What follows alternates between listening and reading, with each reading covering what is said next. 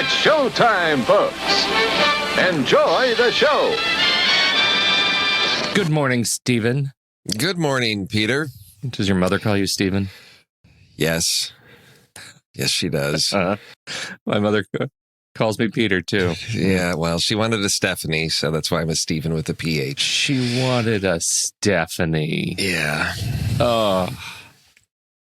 Now, how do I know you're the same Pete Wright that was here last week? Because, as I posted in Discord, there was a strange meteor that landed in Salem, Oregon. They couldn't find it. They've been looking for it. People saw something crash. Mm-hmm. It sounds like the beginning of a weird Stephen King novel. How do I know you're not pod people in the Northwest now? Well, look, you don't, Steve. You just don't. Okay. Me and the pod people, we just really lean into the if you can't hide it, hang a flag on it theory of conspiracy. And so we're here, we're loud, we're proud. Okay. we rise up, pod people. Well, I didn't know if it was going to be pod people or if we need to get Andy on a plane up there to sing the Blob theme song to it. He doesn't lure it actually out of the need woods. to because I think we've decided North Phoenix is South Portland, so he could just drive. Okay. Yes, I think what we've decided is that really, if you look at pod people as a species, really a rough facsimile of the original is just enough. It's fine. Enough is as good as a feast. Do you really need all the original Pete? No. Pod Pete's fine. This ties in with enough. Does this tie in with our twin thing from Yes. That's okay. Exactly right. You don't need to be an identical twin. It's just a close copy. It's like right. A pod twin. Like that was one of the nice jokes I liked in that Michael Keaton Multiplicity, where he like clones himself, and then one of the clones makes a clone of himself, and they said, you know, how you make a copy of a copy, it's not as clear, and that's the one that's sort of the not quite right clone. That's right. That's what they actually used to call me in college. Not quite right. WRI. Get it? Nice. Yeah, that happens. Mm-hmm. Hey, this has been a great talk. Let's talk about movies, shall we? We should maybe. I don't know. Can we start? Can we start with T.S. Eliot because you're the expert on T.S. Eliot and how he's just. It turns out he's kind of a weird guy. Yeah. Well. Oh, that's the thing that I never made the connection to cats. That's the one piece of T.S. Eliot I never really got into. I think maybe in elementary school there was like, I don't know, we read one of those poems because, it's for kids, it's about cats. And then I rediscovered him in college and grad school, who's like this like extreme elitist, racist guy writing, really dense poetry. He and Ezra Pound were just like these cultural elitists. And so then, I'm like, yeah, T.S. Eliot did cats. I'm like, what? Yeah. So, I don't know. But now that we're nearing peak cats weirdness, it appears. And I know, did we talk about the weirdness of the trailer when it first dropped? Sort of I think all three of us, did we pick it as a trailer? Because I think all three of us were nervous about just even starting a conversation about how weird that trailer looks. I think maybe it was just in Discord and it's just the conversations about Uncanny Valley. Yeah. Anthropomorphic cat suit people. I don't know, but it's just, I know the Taylor Swift song hit. Is there another? It's around the corner, and I don't know what's going to happen with this thing this fall or Christmas or whatever. My favorite line, Oscar-winning director Tom Hooper's vision successfully united the internet in rapt revulsion as millions of eyeballs hate-watched the likes of Jennifer Hudson and Rebel Wilson cavort bewhiskered through a neon-lit netherworld. That sounds about right. Yeah. And I'm a fan too. Like I'm a Cats fan. Like I like the music. It's like why am I struggling with Hooper's vision? I'm struggling. Because it's a drug-induced vision. It just is weird. I don't know. Yeah, it's let's take a book, let's adapt it into Broadway musical, and then let's make that musical into a movie. And Are they? Because there's just a lot of. It feels like there's a lot of CG touch-uppery going on in the Cats, right? And so I'm looking at these stills, and the heads and faces are a weird combination, with the ears that are. They look CG'd together with the head to make a one, and yet they still have they look like they're wearing unitards, and they have human toes, and like if you're gonna go all in, just make them cats. Yes, because they're cats wearing with human faces like that, right? No, but they walk around like people. They wear shoes and they clothes and stuff. There's one with spats and top hat. Yes, so it's like they took the costumes from the Broadway show and just went full on CG with that versus they took all the worst parts yes. of the and CG'd them to humans. It's very strange. Oh, well, so I guess this is our December Billboard movie, right? That's funny. I'm going to let you laugh that one off. A Cats induced hangover. So T.S. Eliot apparently would have approved. I don't know about that. It really, I can't imagine it. He was a remote tortured Nobelist with some unsavory views on Jewish and black people. That's true. That's putting it delicately. Yes. Oh, well. Oh, it's thanks to Nick Langdon for that bit of distraction and discord for us to love $300 million for this movie. That's the thing. That just there's no way I can see this making its money back. You and I are going to have to see this movie a lot of times because I don't think anybody else will. Everybody that wanted to see Cats saw it. I think my wife saw it a couple of years ago. It came through. It was in Phoenix. So I think people that have wanted to see it have seen it. So I just don't know that there's a generation of kids that are just like, yeah, we really want to see Cats on the big screen. Yes, I have a feeling it's going to be like a Charlie's Angels, like who's the audience, and there's nobody, and it's going to make like 15 million its opening weekend, and that's going to be it.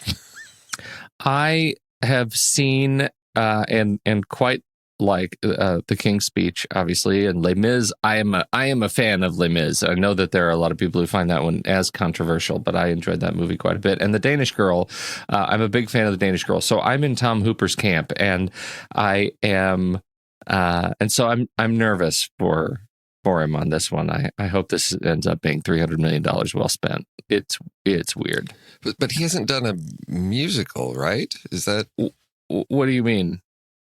Because this is adapting the musical. The movies you listed out. Oh no, Les Mis is a musical. Sorry. We'll come back around to that one. No. You're right. I guess there are people who could make a case against Les Mis. No. That's right. But looking at his filmography, he's not like who's the one that did like Chicago and Dreamgirls and why am I blanking on?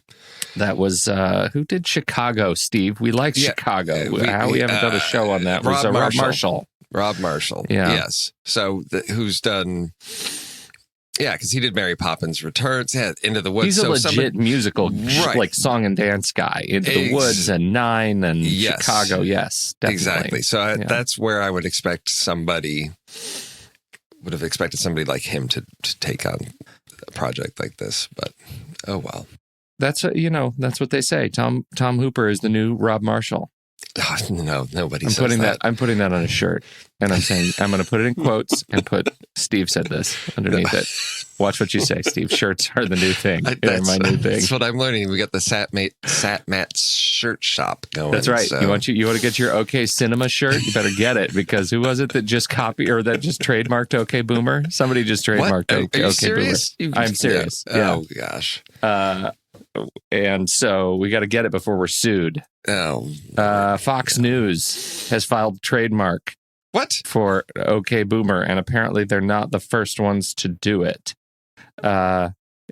Rupert Murdoch filed never met an irrational fear of the boomer, said they couldn't exploit for cash.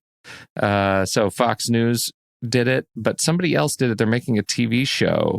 Oh, good Lord.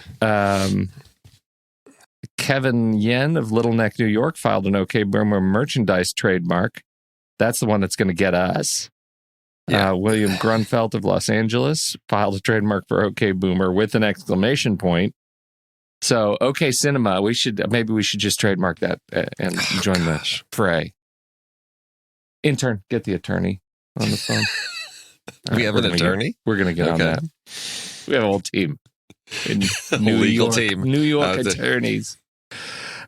We've got, what else do we have? Speaking of the law, can we talk about theater ownership? Oh, I know, because Andy posted something about this and then it happened. So that the Justice Department filed that motion to terminate the Paramount consent decrees. And this is one of those things where it's hard to say how things are going to go because times have changed.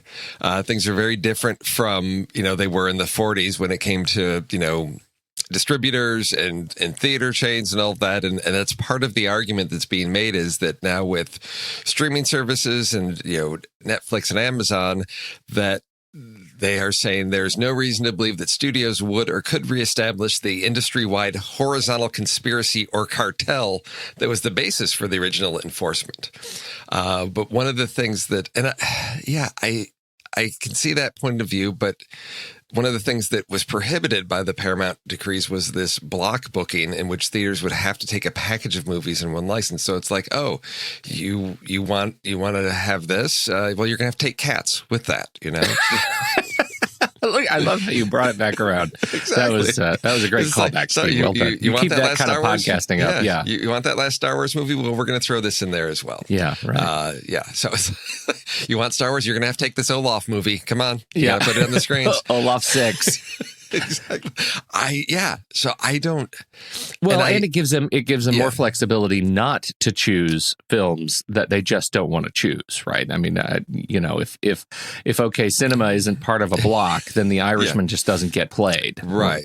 Right. Yeah. And I think that's in the spirit of streaming services. That's another one that's going to frustrate because when you have Apple TV Plus and Netflix and, doing these original things, they're never going to get, we're frustrated that they get 30 days on the big screen. They will just not get on the big screen. Yeah. If this happens.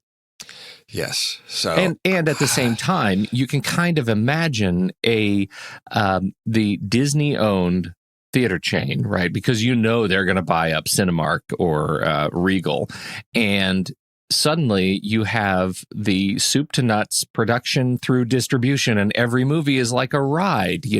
I can't wait to get in for concessions and have the robots in the corner talking to me like they do at on the Disney rides in Disneyland. You know. Yeah. And when I say I can't wait, I really can. I can wait for all of that. Yeah. Well, they can also, so I guess the other piece is that it says film distributor may set minimum ticket prices in its theatrical licenses. So eliminating price competition between theaters showing the same movie at the same time. I don't know. Now, how much more do we pay to go to an ArcLight where we get only 3 trailers and we, have an experience that is a little bit more positive, or let's just say viewer friendly? That's over. I will be curious to see how it plays out. It does say that they're giving it a couple of years. There's like a little sunset something going to a transition period in here. A 2-year sunset period to allow the theater and motion picture industry to have an orderly transition to the new licensing changes.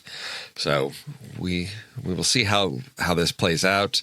I agree that, yes, the marketplace is very different than it was in the 40s, but that doesn't, to make statements to say, well, there's no reason to believe that they would, a conspiracy or cartel would emerge because there's now no law against it, I think is a little naive.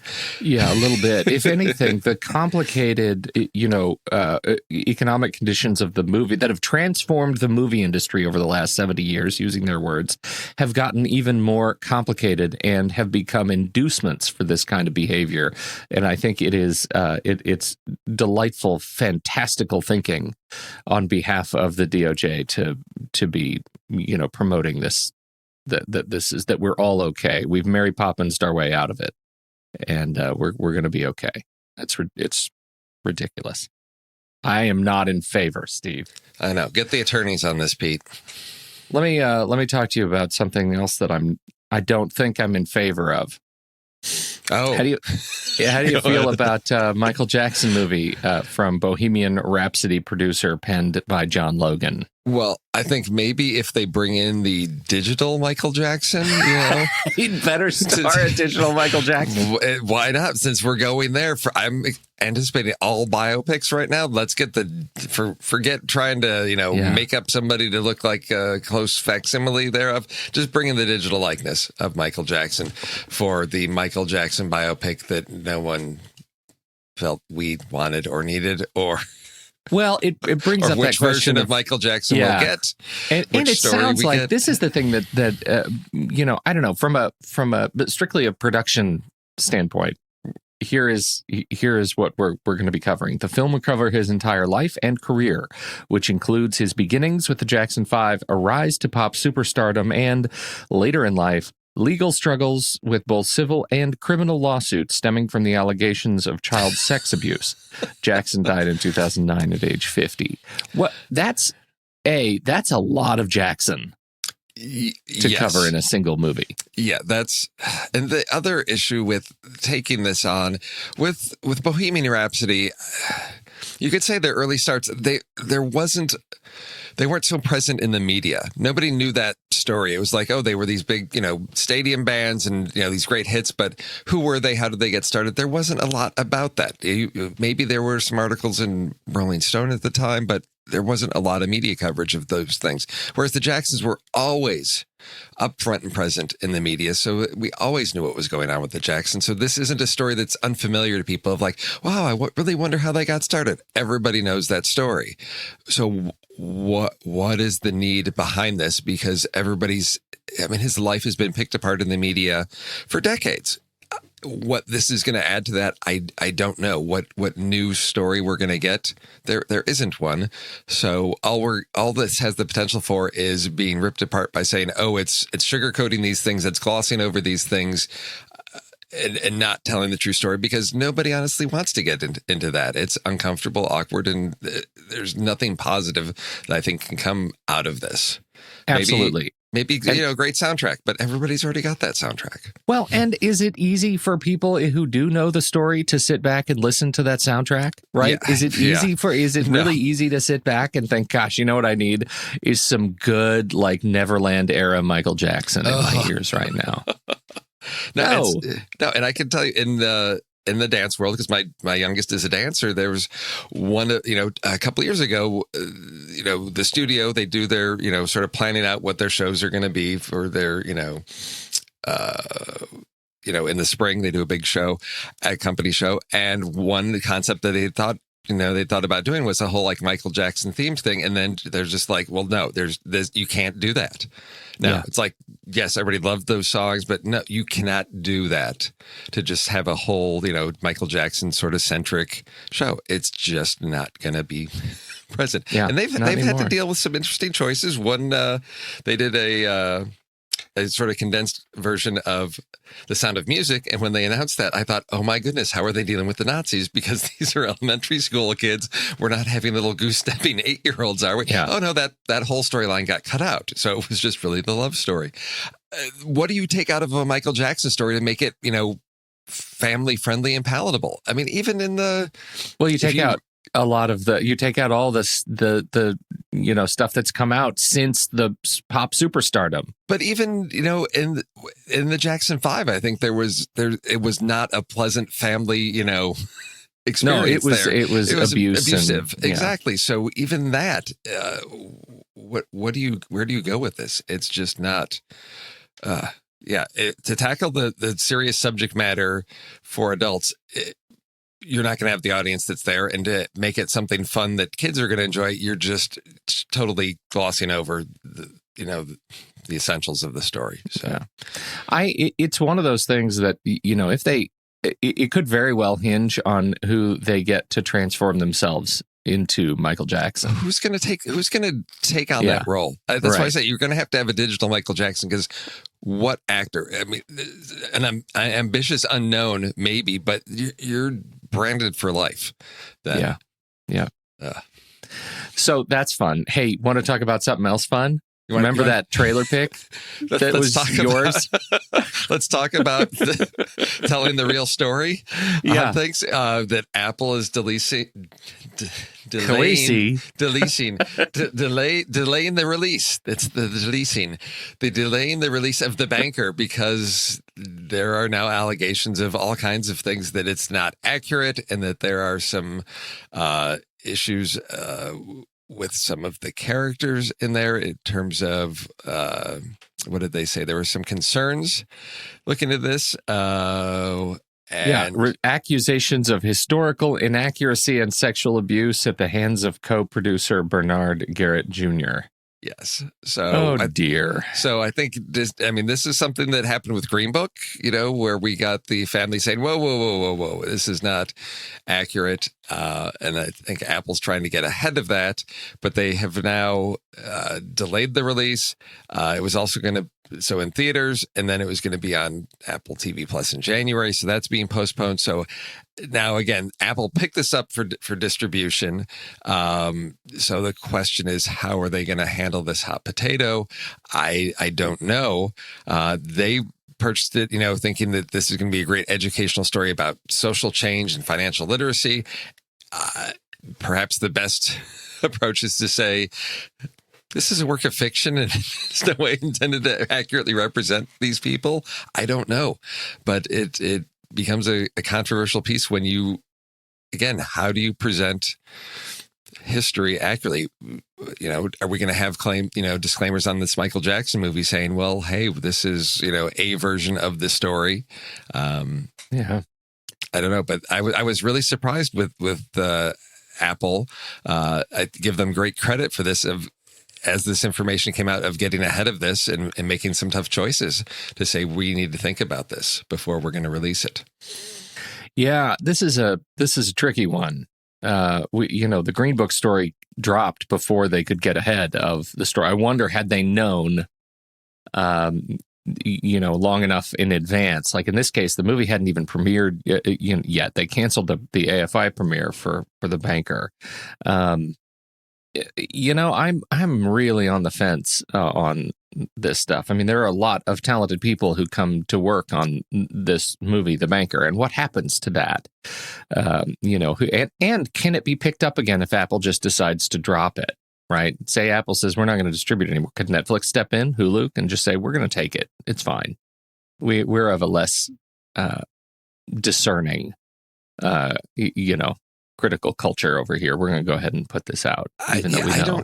I don't know if it gets shelved, for several years or what they do. I mean, it's similar to the film that was supposed to be released this fall, The Hunt, that got pulled, and its status is sort of unknown because that just happened to be about, it's based on The Most Dangerous Game, and there have been several adaptations of that.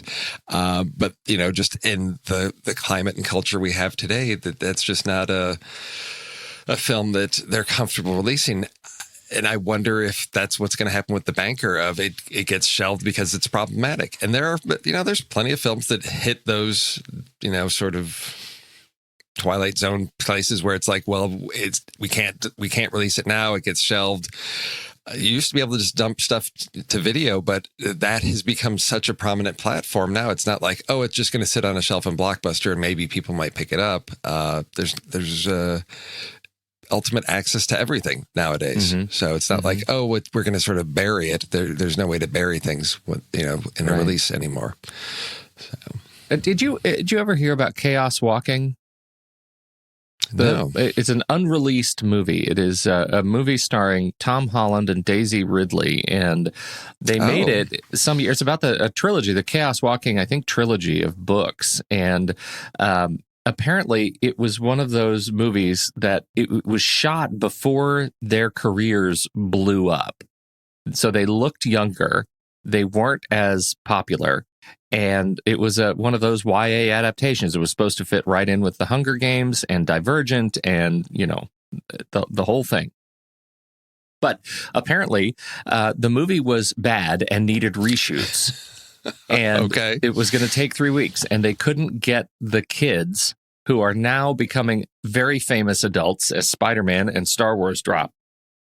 And they couldn't ever get them back. And now that the kids have said, we want to come back, we'll go ahead and do it. They look so different in the reshoots that they aren't able to figure out a way to make them look believably like their original young characters. And so this movie may be just literally terminally shelved, even though they have a plan, and they just missed their window to get them back for 3 stinking weeks. And get the movie back on track. I think that's not related at all to any sort of political intrigue. It's just befuddling, Hollywood scheduling, and it ate a movie. Well, there was also a film back in the mid '90s, Don's Plum, with Leonardo DiCaprio, Tobey Maguire, that hit some snags with release, and I think that one. I think it ended up getting released outside the United States and maybe only on, video. But again, and that's something where I think it was a film that was shot before these guys, hit it big. And all of a sudden, it's I don't know. I think there were accusations that they wanted that project buried because it just would not be good for their careers at that point. So there are often these films that, are there, but just, I don't know, sort of cast off into the shadows. Yeah. Hidden funny. Off. And that may be the case of what happens with The Banker here, which is a shame because of such, it's not like there's, I would say, well, it'd be interesting to see if we get any statements from Anthony Mackie or Samuel Jackson about this, or what position they may take on this, or if they just, it's in their best interest to remain silent and say, well, it was a project I worked on, I got paid to do, and they're going to just move on from there. Yeah. It will be interesting to see as the next round of kind of Marvel movies drops, if those guys say, wait, The Banker, what now? Was I in that? That was, I'm sure you're talking about something else. Yes. Sam Goldwyn. Goodness. Anyway, Sam Jackson. So that's The Banker. That's the story of The Banker. And I think we should do trailers. Are we going to do trailers? Okay. Why are you so dour on that? Because we do it every Saturday, Steve. I know we should. You know what we should do? Let's shake it up. We should. Yeah. Let's you and I re-rank 2001, Pete. Let's do that. 2000 what now? Yeah, exactly. New phone. Who dis? All right. So I'm up first on this one. This is. So I got excited about this trailer, and I started looking into the IMDb and all that, and it's what I feared, but I am calling this my sort of what is it, NaNoWriMo, right? NaNoWriMo, film, because this is a film called The Wolf Hour with Naomi Watts, and it's a story of a writer who has cut herself off from the outside world, and she's sort of confined to this apartment in the Bronx during the whole Son of Sam, blackouts and all of that. So it's what works for an independent film of, you got a very simple, setting, single apartment, and everything that's going on with her. There's a mysterious, I don't know, person buzzing her, her that isn't responding, sort of maybe trying to terrorize her, frighten her. So a little bit of a mystery thriller here from writer-director Alistair Banks Griffin. But this is one of these films where, Naomi Watts is going to carry this film. And I think I don't know what's gone on with her career, but I've always been impressed with her work and enjoyed, a lot of the things she's done. But it seems like she's sort of hit a stumble lately. And I don't know this is going to be the thing that brings her career out of it, but it's something that I think is a great pick for a trailer rewind. It's releasing December 6th, and I'm assuming this is going to be straight to, digital release on this. But based on some of the reviews, it's a bit of a mess, but it's something I'm willing to take a chance on because this is the type of film that I really enjoy. Really character focused piece, maybe something that's, messing with your mind a little bit in terms of what's real, what's imagined with this. So that's the Wolf Hour. Which the title comes from. This is a Bergman thing. He's got a movie called The Wolf Hour, and I have to look it up. But which comes from a phrase, and I don't know if he created it, called the Hour of the Wolf, which is that it's that time, like right before the dawn, where your sort of subconscious becomes the most like active and anxious, or something like that. So. Yes, so that's the Wolf Hour. What do you think about this? I have not seen Two Gates of Sleep from writer-director Alistair Banks Griffin. I don't know anything about Griffin. The question is, do you believe 768 people who have seen this movie? Because, my goodness, Steve, the IMDb rating is a 4.8 on the 6-star rule. You are rolling those dice. You know what? Let me know how it goes. we will. It was funny. It was like this. It was a trailer it felt like it was trying to tell me something. It was trying to give me something, and something I should like, because I'm your NaNoWriMo bro right now. Like, I'm in it. And so I was rooting for the trailer to come out and tell me something that was going to really hook me. And it didn't quite. I'm right with you on Naomi Watts. This is, it feels like a strange, they don't call it a comeback. No. So, anyway, so when did you say it comes out? December Very soon. 6th. Yeah, okay. December 6th. Yeah, it's on the way. It's right around the corner. All right. Well, let me tell you about my bit of craziness. Okay. Yeah. That's what is going on with this trailer, Steve? I'm talking about the trailer for Antebellum. Is it a trailer? Andy will call it a teaser, I think. Look, he called it a teaser, but the people who posted it at the studio call it the full trailer. They call it full trailer. Calling something doesn't make it so. If you're the one who makes it, doesn't it? I don't know. I don't know. Does everybody have to get Andy's approval? No. Is that how it works? Okay. He's the king of the rules. This is that's the trailer for Antebellum. It is now the trailer starts out and we're like in the antebellum South, and we're there's some sort of a slave environment. Maybe we've got some shotgun shacks in the back. We're doing some sharecropping or whatever. It doesn't look good. Then we move through time. There it is definitely a story then of slaves, and then we're in a hotel. But no. But even before that, we've got the slaves being chased, and then we get the audio of like a 911 call playing over that. Right. So we've got that juxtaposition of, well, we're hearing this, but we're seeing this. And that set a very interesting tone for what may or may not be going on in this story. This trailer is amazing. And I don't mean necessarily that amazing is good or bad. It's just one of those that it opens my mind in a different way, an unexpected way. The way all of these signals of time crisscross, I find enormously compelling. And I didn't know anything about the story when watching the trailer, and I felt like that I was compelled to want to see this. I really like Janelle Monáe. I would see this for her. I think she's just terrific and talented. The story, though, this is the one-liner from Antebellum on IMDb. Successful author Veronica finds herself trapped in a horrifying reality and must uncover the mind-bending mystery before it's too late. Yeah. What I mean, okay, I'm in it. It's another writer story, and this one actually drew me in. It drew me in, hook, line, sinker, the whole thing. I'm very excited about it. I don't know. Let's see. What do we know of Gerard Bush and Christopher Wren's? This is their first feature length. Everything else is shorts or shorts. Videos or shorts. This is I'm for it. Were you drawn in? Oh yeah. I mean, I think that this does exactly what a good trailer is going to do, which is to give you the flavor of the film without giving away the story. And this.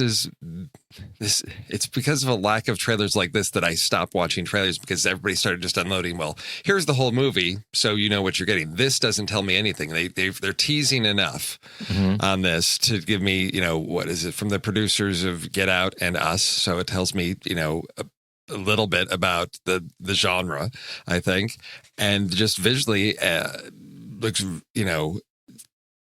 going to be startling, some scares, and I think the cast is the other piece, and that's all I need to know. I don't need to know anymore that I will be likely in theaters in April to see this, and I don't want to know anymore that even this, the storyline doesn't tell us much. Trapped in a horrifying reality, I don't know what that means, and uncover the mind-bending mystery of what, I don't know, but I'm on board for this. This will be a nice roller coaster ride that I'm looking forward to. Pedro Luc is the Luc is the cinematographer behind this, and he also did Don't Breathe and Girl in the Spider's Web, and has done some fantastic work. And most importantly, Steve, he's my birthday twin, and so I feel, and his name is Pedro. It's like he's like my Uruguayan brother, and I'm pretty excited about that. He is my Andy Nelson to Andy Nelson's Andy Nelson. We call you Pedro now? Okay. So, so it's coming out in April, I think. Yeah. Is that what it says? April something? And so we should see it. And I have a feeling this, like Get Out, is going to, like, it looks scarier than it's going to be. I think it's going to be a twist in your seat kind of a Parasite experience that you're not going to be able to sit still. That's my pitch. You're not going to be able to sit still in this movie, but I don't think it's good. It's not a horror movie. It's going to be a social horror thriller. You're not going to be able to, It'll be disquieting. Yes. So you mentioned two things there. You mentioned your birthday. You mentioned Parasite. So I know that was one of your sort of birthday binges. What else did you do on your birthday binge besides Parasite? Steve, I tried so hard to see Ford versus Ferrari.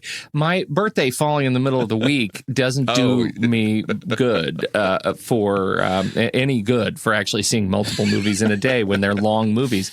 Nothing started before noon, and I had family dinner to make it to. And so I actually stood in the opening credits of Ford versus Ferrari after Parasite, and but they just kept coming, the credits. The movie wouldn't start, and I'm like watching my watch, like down to the minute.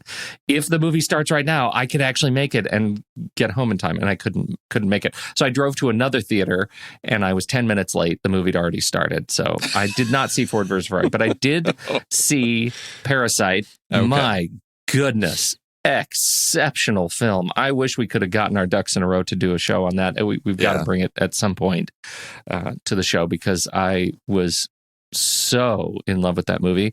And then I came home and I watched a bunch of episodes of Jack Ryan season 2. Okay. Yeah. No, nothing against that. It's just not what you normally get when you do your birthday binge. No, I was this Wednesday birthday thing is for the birds. I'm done. I need a weekend. Okay. I need movies that start at 9 a.m. sharp. Yeah. One theater. Just let me 3 movies in a row. That's what I want. Exactly. Anyway, maybe I just got to come back to Phoenix for those kinds of marathons. All right. Should we do lists? Do we have? Oh, yes, we Let's do have a list some to dummies. talk about. Do you have a list of dummies? I do have a list of dummies. This is based on The Jerk, which we've started as our Steve Martin series. It was fun to talk about, and so we had a list of 3 subjects that people could have chose: rags to riches stories, or movies that take place principally in a gas station. Those didn't take. Everybody wanted to see favorite dummies. So this was.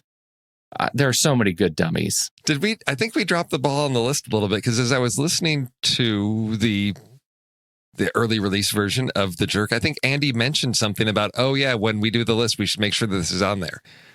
I don't remember what that was. I edited the show. I took part in it. I don't remember what it was.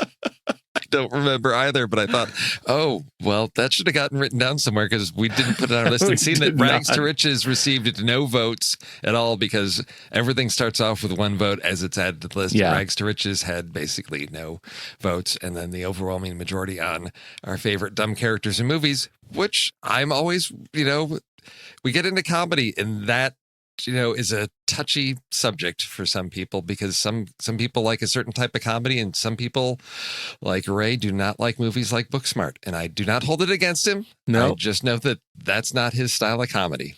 And that's right. I'm willing to accept that. Some people like 2001. Other people see it for what it is. I'm just saying. Oh, that's not a comedy. I'm talking comedy. Comedy is very taste. If I can't troll through people's disdain for my own taste, yes. What can I do, Steve? I don't know. All right. If I'm not laughing, I'd be crying. What's your first? Oh, where do I start? Do I start with something that's going to be a steal? Because I have a feeling, but I'm going to start with a guilty pleasure of mine. That is what I'm going to start with. You should. Aren't they all kind of guilty pleasures? I only have one on my list that's not a straight up guilty pleasure. And I struggled because I thought, are these characters dummies? What are they? But I love Jesse and Chester. And yes, they are stoners, but it's not just the fact that they're stoners that makes them dumb. They're just dumb to start with.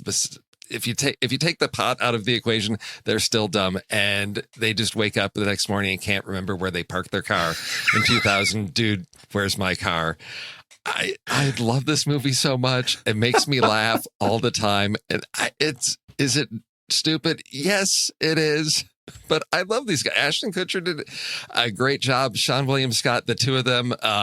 This is 2000. This is Jennifer Garner before I think Alias took off. I think that was maybe a year or two later. Oh my God. There's so many fun things as they just. It's like a buddy movie, road trip movie, but they're within town and constantly it's very episodic in its structure of encountering different characters and learning about what happened to them the night before. And I think one of the pleasant surprises, if I'm correct, because it's been a long time since I've seen it, and I have to check the credits, but I think we have a cameo from. Why can't I think of the actor's name? Data from Star Trek Next Generation is in this as well. Brent Spiner. Right? Brent Spiner. We also have Christy Swanson in here. It's just so much fun. I don't know. You have seen The Dude, Where's My Car? It's been a long time ago. It's been a long time. When it came out, I saw it, and you're right. It's funny. And maybe it should have been higher on my list here because I am also a fan of stoner comedies. Although interestingly, none of my picks are stoner comedies. Okay. I open with a quote. If you'll indulge me. All right. People seem to like me because I'm polite and I am rarely late. I like to eat ice cream, and I really enjoy a nice pair of slacks. Years later, a doctor will tell me that I have an IQ of 48, and I am what some people call mentally retarded.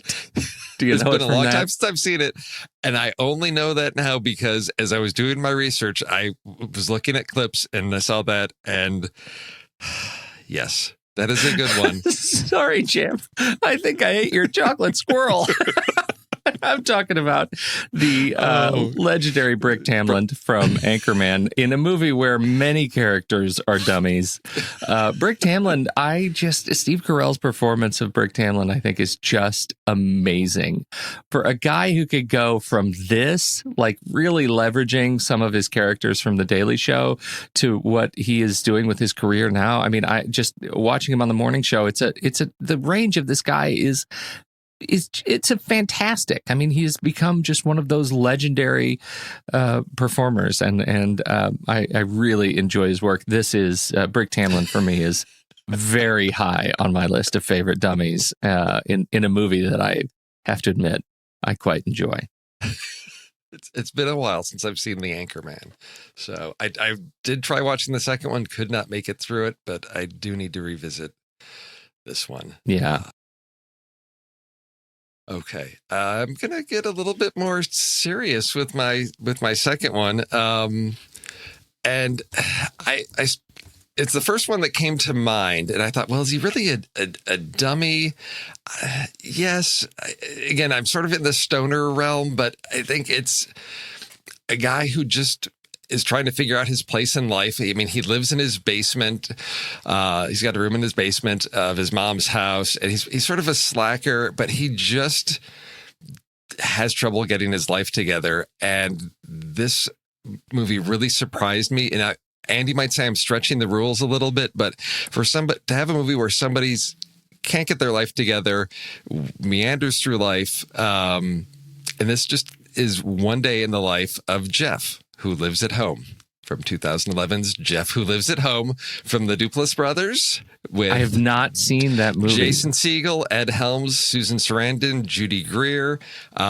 It is a really magical movie looking at a character that would normally be the comic relief, and sort of following him in his quest. And he just stumbles through his life, but has some interesting experiences. And this is one that is a comedy, but it's got a heart to it, that I really highly recommend checking out, because it really surprised me with this one. So that's my second dummy, Jeff Who Lives at Home. I'm adding it to the list. I can't believe I haven't seen that. Big fan of the Duplass brothers. So yeah. Okay. I'm going to start with another quote. And this one's political in nature. Okay. Let's see what you got. Let's see what you can bring to the table here, Steve. Okay. Oh, you English are so superior, aren't you? Well, Yes. would you like to know where you'd be without us, the good old US of A, to protect you? I'll tell you, the smallest effing province in the Russian Empire. That's where. So don't call me stupid. Just thank me. I don't know. If you think that the Gettysburg Address is where Lincoln lived, yeah. I am talking about the fantastic Otto West in A Fish Called Wanda. This is one of my very favorite comedies of all time, and it absolutely holds up today. I could watch this any given day. I watch it with my kids; they love it. It's hysterical, and that's A Fish Called Wanda. Kevin Kline. He's one of my very favorite dummies, because he's a dummy that can get by in the world, right? He's polished and he's the consummate pretender. It's a very special kind of dummy. So Kevin Kline, Otto West, Fish Called Wanda. Did you guys talk about that one on the show? No. You have not talked about that? Because I was like, I'll take that. No, they must have done that on a list somewhere, because it deserves to be on a list that you guys have covered. I know. All right. Well, fine. I will reveal my final film. You're throwing quotes around, so I might as well. You got to do it. I got to do a quote. You may say I'm a dreamer, but I'm not.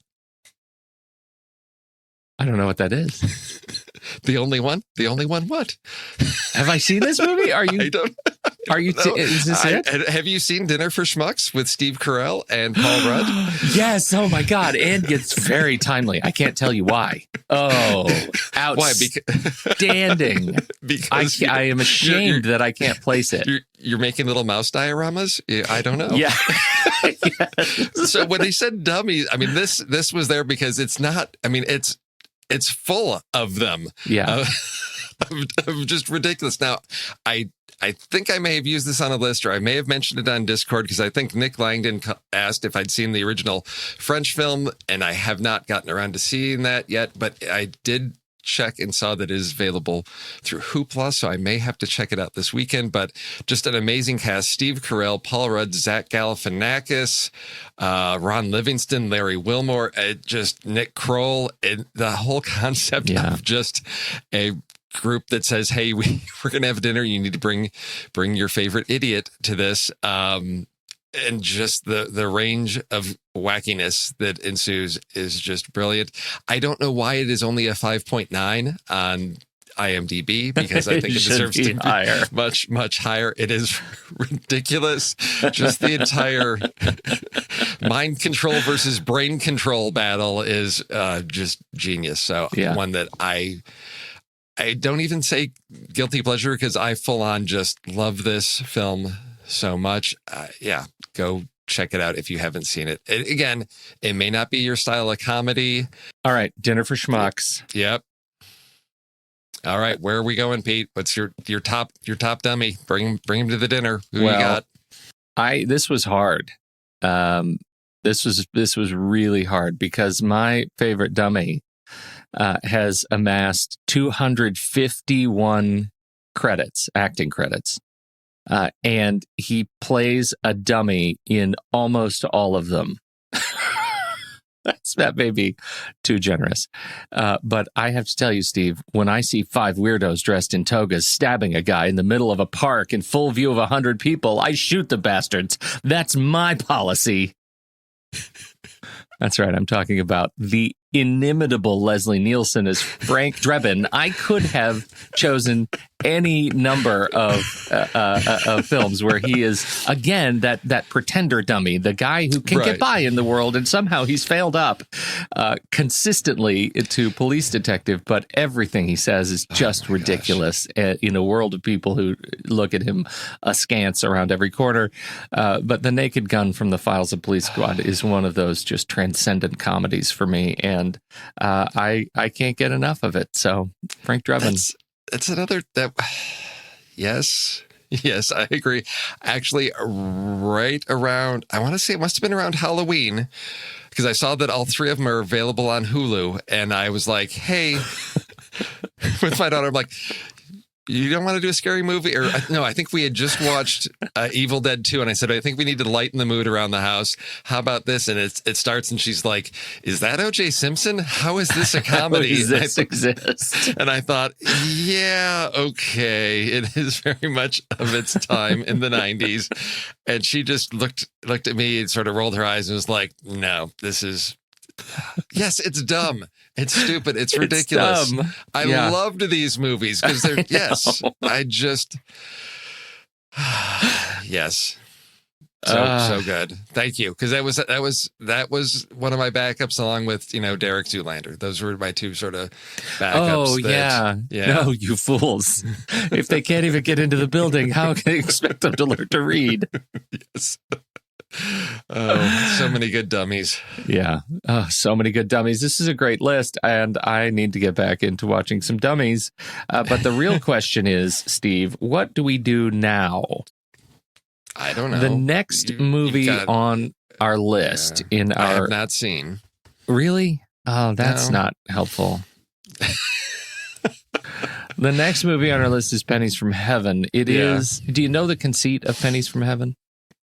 You've never seen it, but have you heard about it? You know kind of what the thing is? Yeah, I know bits and pieces. Yeah. Let me tell you what it's not. As a Steve Martin movie, it's not funny. It's not. It's not funny. And occasionally, they break into song and end up doing these incredible numbers, these beautiful musical numbers, lip syncing the original old timey music.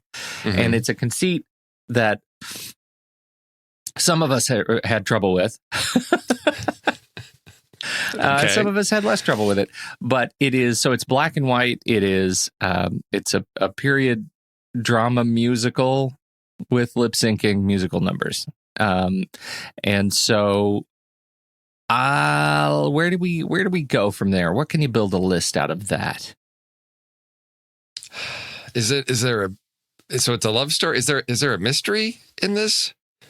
Or no, it's not. I'm thinking of something else. I guess it's because of the era. I always thought it was sort of like combining musical with sort of the noir detective story from the 40s. No, we don't have much of. There is. I will say there is in the third act. They drop a kind of mystery, and that kind of puts our hero, who's not a hero, kind of away. The entire movie is really propelled by Steve Martin's character's drive for sex. He wants to have a lot of sex, and he ends up lying to people and destroying relationships in song. And it's that movie. We could do movies in which, once again, Bernadette Peters, who is an incredible singer, is not singing. And the end, there is a murder, and it's a murder that comes out of nowhere, and some of us think it comes out of nowhere. then it's resolved, and that's it. It's a downer. Yeah. It's got a lot going. This is one of those movies I was rooting for. Like, it's clever, and it's got but it's tough because it's really unique. It's a really unique film, and so it's tough to build a list of other movies that share characteristics with it. Well, so is this the appropriate time to tackle sort of comedians taking on dramatic roles? I think it absolutely is. Because you expect, and there's enough out there. I think where someone that's known for comedy makes that transition, whether successfully or not. But I think often they try that on and see, can I tackle something serious? So this seems appropriate. Yep. For that. So our main character's not like unlikable heroes? Definitely. Unlikable protagonist for sure. Unlikable protagonist. All right. Got it. That's a good one. And with my IMDb plot, lip syncing musical. Oh, I was going to say lipstick on nipples is part of the. Well, Steve, I'm not going to lie to you. That's in this movie. Well, I know it says it right there in the IMDb plot keywords. So I feel like they sort of gave away the punchline. Did they? Lip syncing musicals. So what? So musicals where they're not actually singing. How do you know when that's happening? I don't know. I'm making stuff up. But I guess I think the musical aspect is something that's important to this. So but what makes this different from other type of conventional musicals? It's the lip syncing part. Is it the lip syncing, or is it?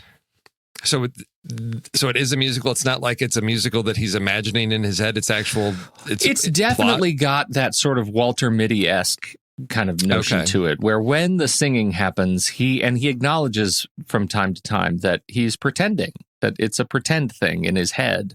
That he goes down this road, and in some of the bigger sequences, right? I mean, he's doing a duet with a bank manager, and the bank manager is singing like the Betty Boop part of this period song. Yeah. So it's definitely that part of fantastical kind of emotional reverie. So why? What do you think? What do you have in mind? Well, no, I was thinking about that. Where parts of the story are, I don't know, the fantasy of a character. How about that? We do Walter Mitty stories. Yeah. I like that. Yeah. Okay. All right. And if Andy had any ideas, well, then he should have sent them to us so we could have represented them so that we could have ignored them later. Yes. That's what you get for having family things you need to do, Mr. Nelson. That's right. I know he really, really wanted to be here. We really tried to make it happen for him. We did, and it looks like we're gonna be trying to move some things around when we record this very show, so that we can have a little bit more consistent participation from all of us, meaning Andy, going forward. So that will be coming soon as we learn more about his schedule and things. So there we go. All right, good show, Steve. Good, now, Pete, don't forget to post that. Don't forget to post that poll. That was totally on me. I own that. I know. It's true. This is your helpful reminder. I appreciate it. Don't forget to post that. And then for everybody out there that's our Patreon supporters, we're doing a film board tonight, right? Yes, so we are, and we will be live streaming that one. It'll be we'll meet in the lobby. What time do we meet in the lobby? Is that 7:30? Yeah, I think that's Discord. 7:30. 7:30. So we'll hang in which the lobby time zone? In 7:30. That's U.S. Pacific. So Pacific, yes. I think that's what was published. So, yes. Okay. So that will be there. And then we'll do we'll live stream the show as usual. Look for the note in the concessionaire chat. And if if you're so interested, I'm still dropping shirts and stickers and stuff up on our TeePublic store, and you can get the OK Cinema before it goes away. You can get the Auteur Theory stuff. I wore my Auteur Theory T-shirt to the movie the other day. I actually got a comment on it. About the Tarantinti? The Tarantinti, which is one of my favorite things. So check that out, because right now, as we are doing this, there's a massive the sales. We don't have any control over pricing at TeePublic. It just is what it is, and they are doing we're in the middle of the pre-Black Friday sale. Oh, which leads to the Black Friday sale, which leads to the Cyber Monday sale. This is like pretty much for the week. You can get massive, big old discounts on all of the merch. So if you've ever thought, hey, I would like to get stickers to put on stuff, you should do it. And now would be a great time. yes. So thanks everybody for supporting the show, for being a part of the Patreon community. Love what you do. And Say goodbye, live stream. Goodbye from the Hondolorian. I was hoping you'd do that. I need the Hondolorian sketch so I could put that on a shirt. It's gonna be the Mandalorian helmet with glasses on. No, that's the bucket heads. It's the bucket. That's because right. That's the whole outfit. But we're gonna add the antenna thing sticking up. Yes, right. There we go. So I live for that. Okay. Goodbye, everybody. Goodbye.